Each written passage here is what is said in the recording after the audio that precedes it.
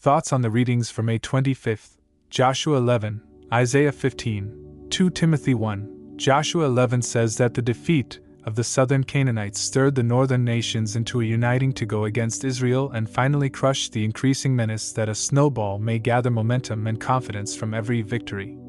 The united enemy proceeded south to enter into a life and death struggle with Israel. Israel's force is described as being in number as the sand by the seashore.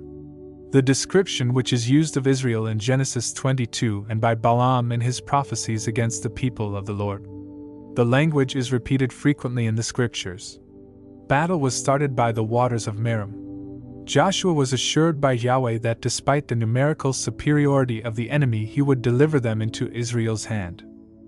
Israel pursued the mighty army which fled from them until they were utterly destroyed. All the chariot horses were hamstrung to render them useless in battle. Verses 10 to 15 describe the destruction of Hazor and other northern cities. Verses 16 to 20 say that none of the Canaanites from the north to the Negev in the south all opposed Israel, and were exterminated except for the Gibeonites.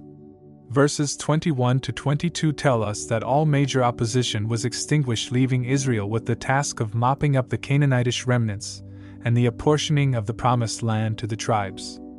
Only some of the giants, or Anakim and the coastal plain of Philistia survived this onslaught. Isaiah 15 is described as an oracle, or prophetic word concerning Moab. It foretells the destruction of Kir, the chief city, in a single night. It also forecasts the overthrowing of Moab's priests, its gods, and the nation's worship. The people would be clothed in sackcloth as a recognition of their misery and mourning of Moab's devastated state.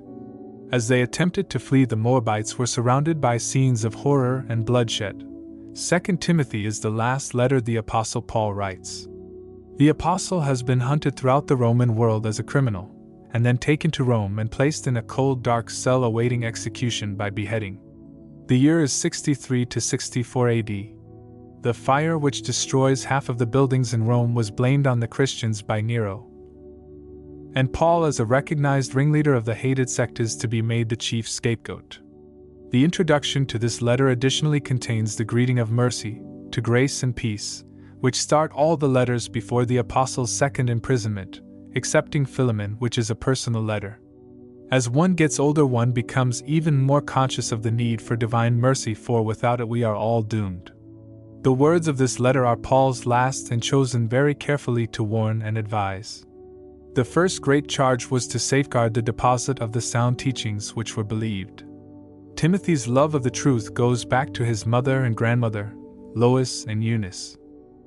Timothy had been given the gift of prophecy by the laying on of the hands of the elders. Paul encourages this faithful young man to stir up that gift and to be invigorated to enthusiastically testify as to what Timothy knew to be true.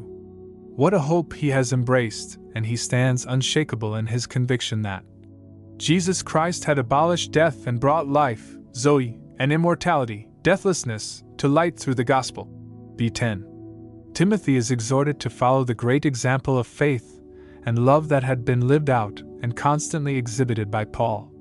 The apostle says that he has fathered Timothy in the gospel. Sadly, in Paul's time of needing support, he is abandoned by many. Paul names two in particular, Phygellus and Hermogenes, as foremost in his abandonment. But he commends Onesiphorus, who appears to have been killed for his going to Rome to aid the aged and suffering apostle.